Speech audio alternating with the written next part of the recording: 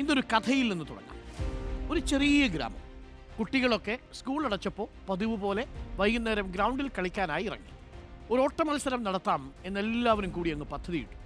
പാടത്തിൻ്റെ മറുഭാഗത്തുള്ള തെങ്ങിൽ പോയി ആര് തൊടുന്നോ അവരെ വിജയിയായി പ്രഖ്യാപിക്കുമെന്ന ധാരണയിലും എത്തി. പലപ്പോഴും അങ്ങനെയാണല്ലോ നമ്മുടെ ഓട്ട മത്സരം. അങ്ങനെ 4 കുട്ടികൾ ഓടാൻ തയ്യാറായി. ഓട്ടം തുടങ്ങി. അപ്പോഴാണ് അതിൽ 2 പേരുടെ ഷൂവിൽ എന്തോ കുടുങ്ങിയതുപോലെ ഒരു തോന്നൽ. ഉടനെ അതിലൊരു കുട്ടി പതുക്കെ ഒന്ന് നിന്നു. എൻ്റെ ഷൂസിൽ കല്ല് കയറി എന്ന് തോന്നുന്നു. ഒന്ന് ആ ഷൂസ് ഊരി എടുത്ത് കളയട്ടെ എന്ന് പറഞ്ഞ് ആ കുട്ടി ഷൂ ഊരി കല്ലെടുത്ത് കളഞ്ഞ് ഓട്ടം തുടങ്ങി. എന്നാൽ മറ്റേ കുട്ടിയാവട്ടെ ഓട്ടം നിർത്തിയാൽ തോൽക്കുമെന്ന ഭയത്തിൽ വീണ്ടും ഓടി. എന്താ സംഭവിച്ചത്? പാതി വഴിയായപ്പോൾ കാലിലെ വേദന സഹിക്കാൻ പറ്റാതെയായി. അവൻ്റെ ഓട്ടത്തിൻ്റെ വേഗത കുറഞ്ഞു. പിന്നെ വേദന താങ്ങാൻ പറ്റാതെ നിലത്തിരുന്നു. ഓടി പൂർത്തിയാക്കാൻ ആ കുട്ടിക്ക് സാധിച്ചില്ല. മത്സരത്തിനു ശേഷം സുഹൃത്ത് അവൻ്റെ അടുത്തെത്തി പറഞ്ഞു, നിന്നോട് ഞാൻ പറഞ്ഞതല്ലേ ഷൂസിൽ നിന്ന് കല്ലെടുത്ത് കളഞ്ഞിട്ട് ഓടാൻ, അനുസരിച്ചില്ലല്ലോ. പ്രിയപ്പെട്ടവരെ, ഞാൻ പറഞ്ഞു വന്നത് നമ്മുടെ ഒക്കെ ജീവിതത്തിൽ എന്തെങ്കിലും പ്രശ്നങ്ങൾ വന്നാൽ അത് പരിഹരിക്കാതെ പിന്നീടാവട്ടെ എന്ന് പറഞ്ഞ് മാറ്റിവെക്കരുത്. നമ്മളൊരു പ്രശ്നം അവഗണിക്കുമ്പോൾ അത് ക്രമേണ വലുതായി പരിഹരിക്കാൻ പറ്റാത്ത അവസ്ഥയിലെത്തും.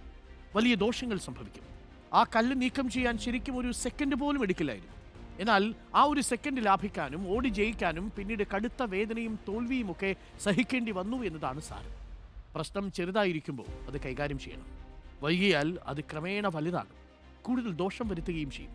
നമ്മുടെ ദൈനംദിന ജീവിതത്തിലെ പ്രശ്നങ്ങളാണെങ്കിലും അതല്ല ആരോടെങ്കിലുമുള്ള ചെറിയ ചെറിയ വഴക്കുകളോ പിണക്കങ്ങളോ പരിഭവങ്ങളോ ആണെങ്കിൽ പോലും പെട്ടെന്ന് തന്നെ തുറന്നു പറഞ്ഞ് പരിഹരിക്കാൻ ശ്രമിക്കണം.